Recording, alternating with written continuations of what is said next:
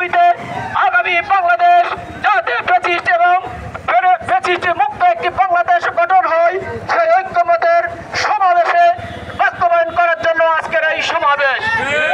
সম্মানিত উপস্থিতি, বাংলাদেশ জামায়াত ইসলামী এই দেশের মানুষের গণমানুষের সংগঠন, এই দেশের প্রত্যেকটি মানুষের কাছে একটি পরিচিত সংগঠন, একটি নির্যাতিত মজলুমি সংগঠন, যাদেরকে গত 15 বছর 16 বছর ভারতের সহযোগিতায় এই হাসিনা বাংলাদেশ জামায়াত ইসলামী তথা ইসলামী আন্দোলনের কাজকে নিঃশেষ করে দেওয়ার জন্য সকলে ষড়যন্ত্র করেছিল।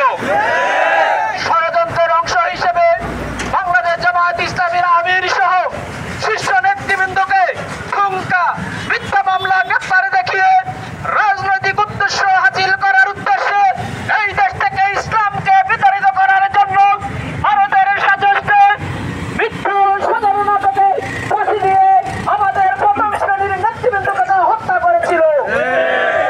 এই দেশের অসংখ্য সত্যপ্রেমী মানুষদেরকে বিভিন্ন অজুহাতে ক্রসফায়ারের নামে বিচারে বহির্ভূত হত্যায় তাদেরকে হত্যা করা হয়েছিল।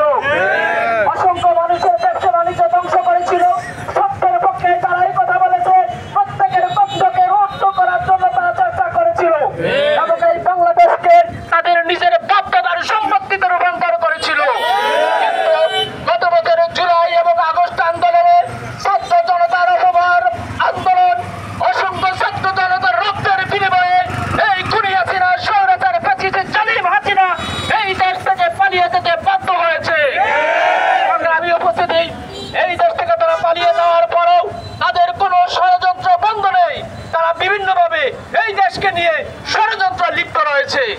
আমরা আগামী 19 জুলাই বাংলাদেশ জামায়াত ইসলামী খুনি হাসিনা সহ আওয়ামী ফ্যাসিস্টদের সকল ষড়যন্ত্রের প্রতিবাদে জুলাই আগস্টের সকল শহীদদের হত্যার বিচারের দাবিতে, বাংলাদেশে একটি অবাধ সুষ্ঠু নিরপেক্ষ নির্বাচনের দাবিতে, সকল মানুষের অংশগ্রহণের একটি সুষ্ঠু নির্বাচনের দাবিতে এবং এই দেশের অর্থনৈতিক চাকাদার আশা সচল রেখেছেন বিদেশি প্রবাসী ভাইদের ভোট দেওয়ার দাবিতে আগামী 19 জুলাই জাতীয় সমাবেশের যে আহ্বান করা হয়েছে, এই সমাবেশ শুধু বাংলাদেশ জামায়াত ইসলামীর সমাবেশ নয়, এই সমাবেশ যে বাংলাদেশের সমাবেশ।